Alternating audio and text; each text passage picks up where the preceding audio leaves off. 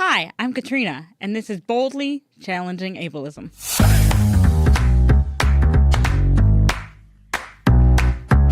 I'm your host, Katrina Simons. I'm the Community Program Specialist at the Institute on Community Integration at the University of Minnesota. This program explores various topics that impact people with disabilities in our community. Each episode addresses a different aspect of our society within the context of ableism. Ableism is the prejudice that stems from the belief or belief system that assumes someone is less capable or less worthy because of a real or perceived difference in ability or function. On this program, we hope to answer some questions you may have been afraid to ask, or maybe some you didn't even know you had. Thanks for joining us. I hope you enjoy the conversation.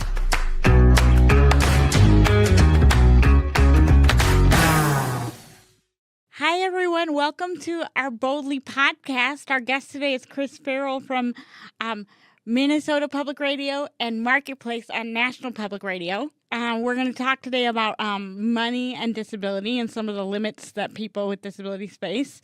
So we're really excited for this episode. Thank you for joining us, Chris. Oh, well, thank you for having me. Can you tell us a little bit about yourself and your work and your life? Sure. I'm a journalist and an author, and like many people, it was not a straight line to where I am now.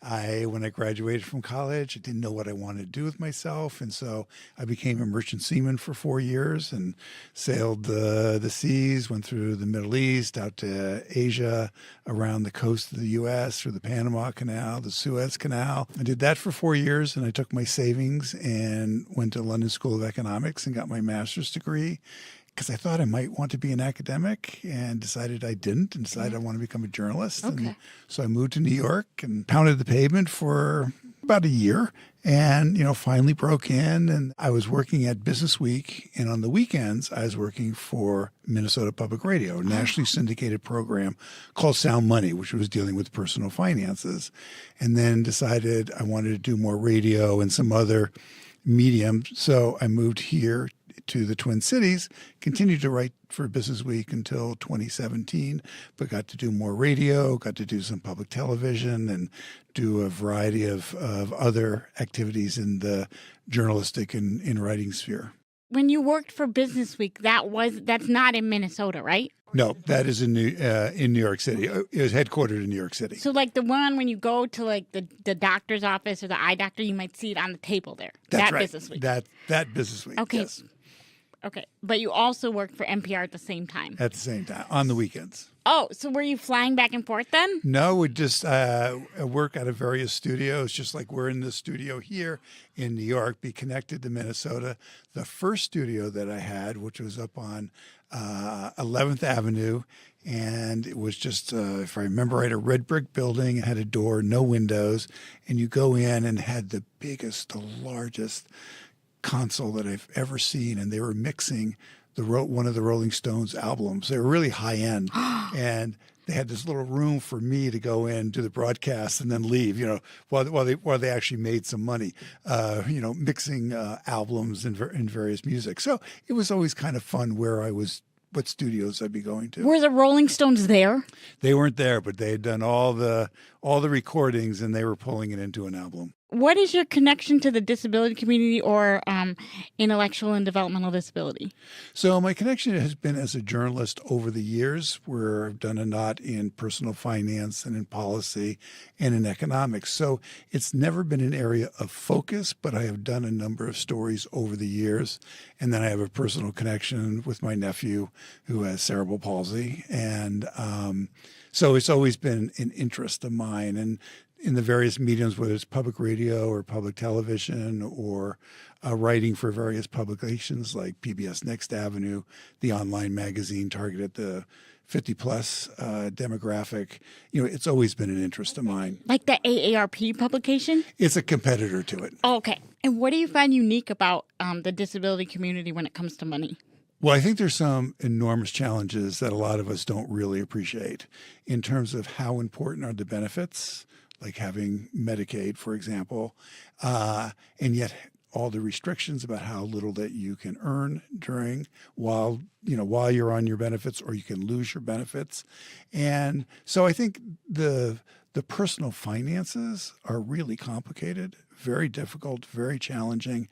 And I think a lot of us don't realize that. maybe we have a sense of that. But I think once you start diving into it, I remember when we had a conversation several years ago and you were going into some of the details and I wasn't aware of these details, and it was incredibly important. And it was a great education for me. I mean, I really loved it because you really do know what you're talking about. But I think to the typical person, they're not going to be aware of these twists, these turns, these traps that are out there. Well, and I think sometimes when you find them, it's too late. Well, this is true. Because you got stuck in them. And when did you first find out about the Social Security income limits, and were you surprised? Well, I first found it because of my nephew, who is now in his early 30s. And so I knew about it. I was surprised. Okay. That it's so little. He works as a janitor, and he loves his job. He's great at his job. It's wonderful, but obviously there are earning restrictions. And so I've been aware of that and have written about that a number of times, hoping to raise it, actually. I mean, that would be my desire. That was often the goal of my writings. Yeah. And does your nephew does not live local, if I recall?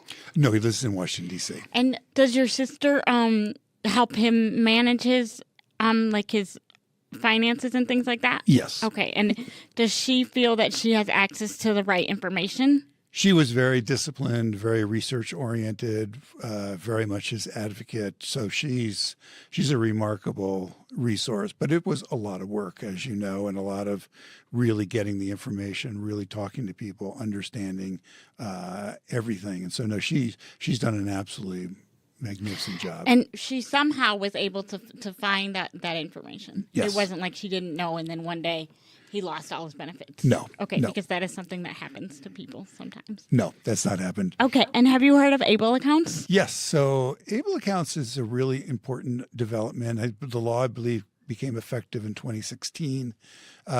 For people who aren't aware, it's almost like a 529 college savings plan because it's somewhat modeled after that. And different states have slightly different rules, regulations, but it was the federal government. And it allows for, because of this $2,000 earnings restriction that's out there, it allows for parents, grandparents, friends, relatives, anybody who cares, have an account that can pay for qualified expenses. And there's a whole list of what those qualified expenses are that can improve their quality of their life without penalizing them. Without penalizing them and being at risk of losing their benefits. So I'm a big fan of the Able accounts. Right now, you have to have been diagnosed when you're 26 and under, and that changes in January of 2026 to 46 and under. And that will be a big change, and I hope that will open it up to more people.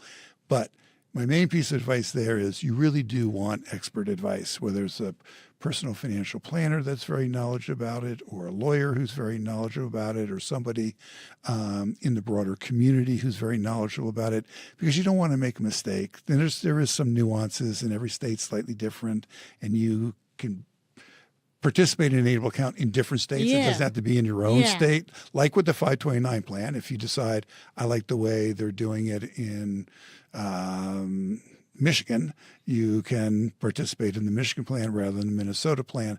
So again, it's one of those things you do want to research, you do want to be careful, but I think it should be on your radar screen. I have a friend who has significant needs, and her state actually doesn't have Able accounts, but they allow them to go to other states. So then she has to pick which other state she wants to go to, and she's confused about that because banking rules are different in different states, and I think that's something that a lot of people are struggling with. That's right. So this is where you're going to need help. You're going to need to take your time.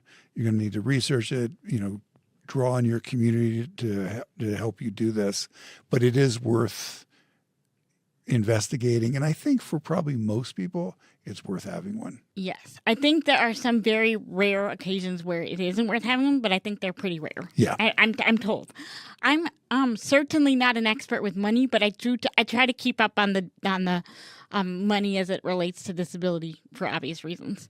But I wouldn't say I'm in no way a financial planner, and I sometimes feel like I can just barely count change. But I can. You can. I can do it. Absolutely. Have you ever reached out to like a financial planner or a lawyer about an Able account? Yes. Well, I did a story at a public television show called Right on the Money. Okay. And I believe we went to Virginia, and it was a financial planner who had, I believe, a disabled son. Okay. And he had carved out a niche Okay. working with families with developmentally challenged children. And so it was a wonderful interview. He was a strong advocate for able accounts, and he also talked a little bit about special needs trusts. But again, the main message that he gave to us was about the need to be tap into somebody who actually really understands, particularly with the Yep. with the trusts. Yep. Understands how they work. But these vehicles are out there, and so that was the one story that focused specifically on able accounts and the trust. But mainly we talked about able accounts. And did he have suggestions for how families should find an expert to consult with? Yes, and it was the way that you find any expert, which is, for one, you reach out to the people you know, and more than likely you're tied into your local community, your local ecosystem of people who have the same question you do. And so you just start asking around, you reach out to the organizations that you may be working with in a different context, but they may also have information about, well, you might want to talk to so-and-so, or this person has developed an expertise. And then it's very hard to always say when you're dealing with a financial expert, is this someone you should go to or not? I mean, part of it is very personal. Some people will drive you crazy in 5 minutes, and you're just not going to want to work with them. Right. Other people you respond to. There's an empathy there, but you also want to find out, how are you paid? How much are you going to get paid? All those basic fundamental questions that you have in any kind of professional relationship. Do you worry at all about people with disabilities not having access to that expert planning? Yes. Okay. I really do. Okay. I really do. Good, because I was worried too, but then I was like, maybe I'm worried unnecessarily, because worrying is one of the things that I'm the best at. No, I mean, it's sad to say, it is commentary on our society, but when people are vulnerable and they're dealing with complex situations, they can get taken advantage of. And so that's where I just think it's so important for people to draw on their community, of the community of people that they trust and who love them, and that those people will do some of the extra work that needs to be done to vet who's the professional, what's this kind of relationship going to be, does this person really understand your circumstances, and is this somebody you really want to work with? You've done a lot on money and finance for many, many years. What is the best piece of advice you can give people about managing their own money? So that's a good one. So there'd be a couple things. Okay. I don't have just one. Okay. But a couple things. One would be, time is your most precious resource. Okay. So when you're thinking about money, you want to automate as much as possible. So the money's going automatically from your paycheck into a savings account, or however, to pay various bills, because you want to limit the amount of time that you have to focus on this. Okay. There's some people who enjoy that. Now, and I actually do know some people who, the joy of their life is sitting down with an Excel spreadsheet and, dealing with the numbers. Let's put that person aside. That's okay? not most people. That's not most people. Time is your most precious commodity. So you want to automate as much as possible. You want to keep it as simple as much as possible. And then the other thing is a classic phrase in the world of finance, personal finance, economics, a margin of safety. Okay. And what a margin of safety means that, if you have a setback, you're not looking at catastrophe. It's a setback. Setbacks are never fun. Setbacks are never enjoyable to deal with. But you have built yourself up a safety net so that you may hurt, but you're not in a catastrophic situation. But the other part of a margin of safety is a more optimistic look, is that if some opportunity comes along, you have some resources to tap, that you can take advantage of this opportunity. You can walk through that door. So, that's those are two things. Keep it simple and just automate as much as possible, and always have that mindset of a margin of safety, because unfortunately, things happen. Sometimes they're good, sometimes they're bad. And you want, on the one, not to end up in a really terrible financial situation. On the other, you want to be able to take advantage of an opportunity. You want to be able to, to deal with that. I'm curious if you think a $2,000 asset limit, which is the current asset limit if you are receiving Medicaid services, is enough to have a margin of safety. No. I mean, having said what I just said, that's the right comeback. It's not. And I mean, it's one of the reasons why I think it needs to be changed. It's one of the reasons why Able accounts exists. People realize it, but this is how sort of in a way got around that. No, and I think it's one of the things I've written about. It's something that I've talked about, that's just way too low. It's just way too low. And considering about inflation, there's this period of inflation that we've been going through. $2,000 is worth a lot less right now when we're talking in November of 2024 than it was than it was back in November of 2019. So, yes, I do think it needs to be, I would love to see it raised. The current asset limits are based off of a formula that was made in 1982. Why do you think it's taken so long for people to realize that that's not sufficient? I have no really good idea, except for that there's so many cross currents going on that it ends up, and this is wrong, but it ends up not becoming enough of a priority. I mean, the Able accounts was a priority of some people, and they made that happen.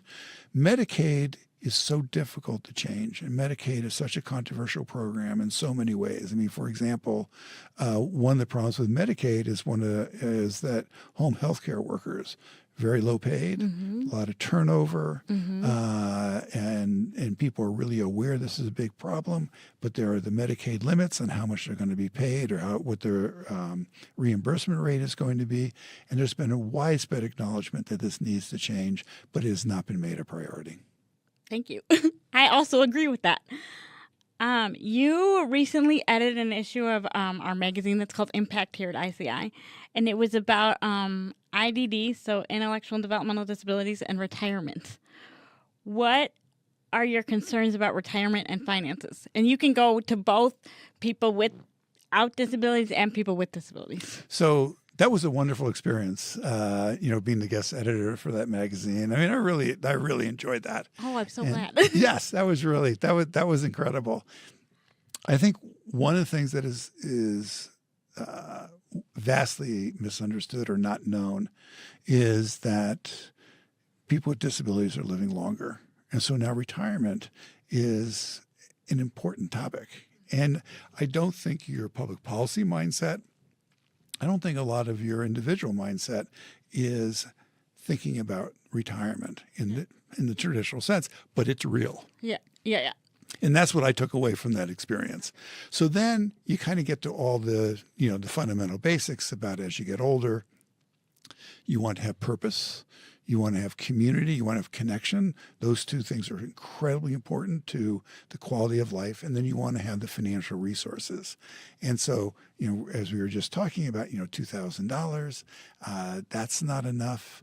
And, making sure that people, are engaged in their community, that they're part of the community, that, they're, I know some of the interviews that I did that, they're going with other peers who may or may not be disabled, but they're there and they're making connections and they're part of the community and they're engaged in activities. It's incredibly important. Those two, having a purpose, having connections, and, having an adequate standard of living. Those three things are important. And I think for a lot of people, they're unprepared. You've done a lot of work around equity and finance, not just with people with disabilities, with lots of different communities. What is one thing you can tell us that might be surprising to the audience? So I think the one thing that might be really surprising to the audience when it comes to equity and disability, personal finances, is the starting point when you're thinking about the community is that people want to work. And that is your starting point. We have this in the broader society, we always assume people don't want to work, and then you have to create incentives for them to work. And I think from, the stories that I've done, the research that I've done, the personal experiences that I'm aware of, the conversations that I've had, your starting point is that people want to work. And therefore, the starting point then, or the second point is, you then want to think about ways that people can go to work or work can come to them, that they can participate in work activities, that they can earn more money. But also, we always talk about work in terms of money, but work is also a community. And that's where you make connections, and people care whether you show up, and people gossip, and there are people you like and there are people you don't like. It's a community, but you're part of that community, and that's what work really does. And you feel that you are contributing, because at a core, we all want to be useful. That's a primary motivation that everyone feels. And so there was a very sad story that was told to me by a gentleman.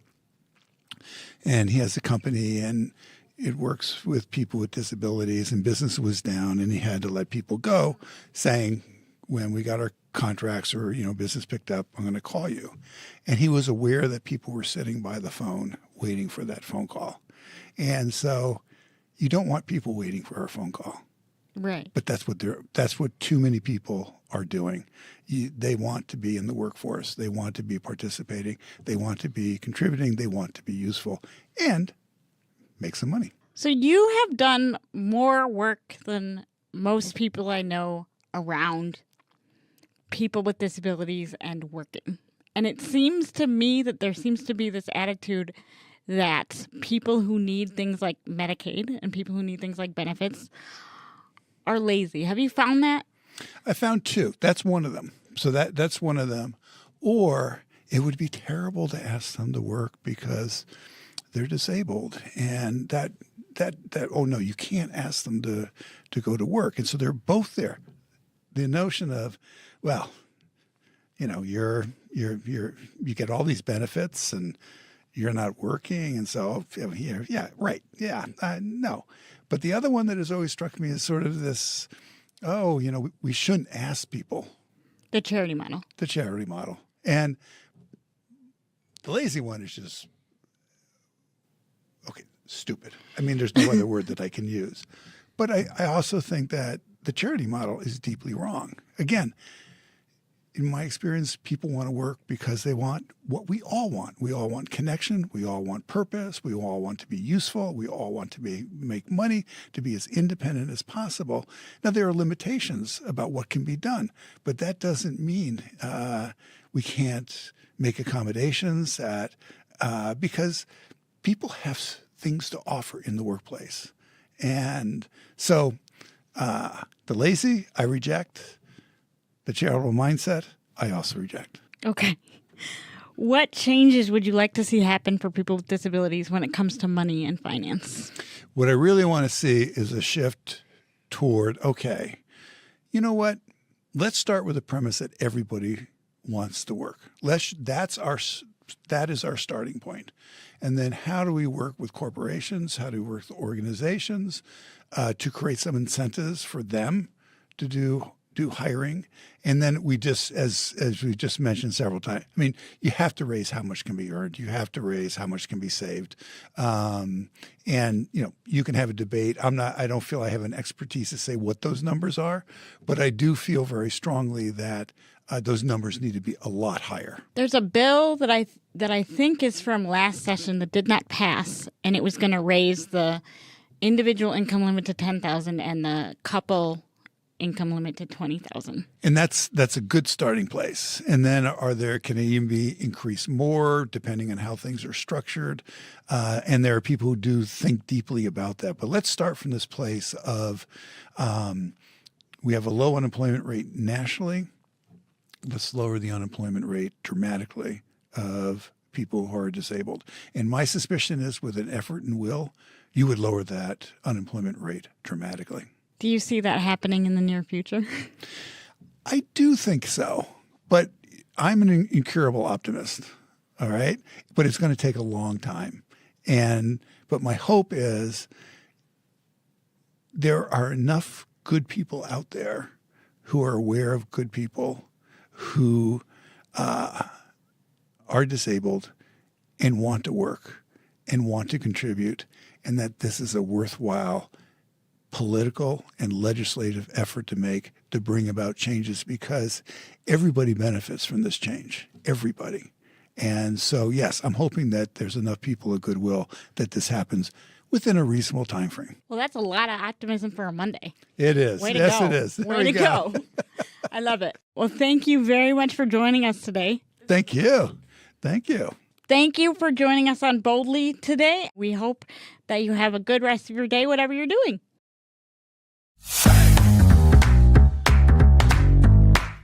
Boldly Challenging Ableism is a co-production of AM 950, the progressive voice of Minnesota, and the Institute on Community Integration at the University of Minnesota. For more information, please visit ici.umn.edu.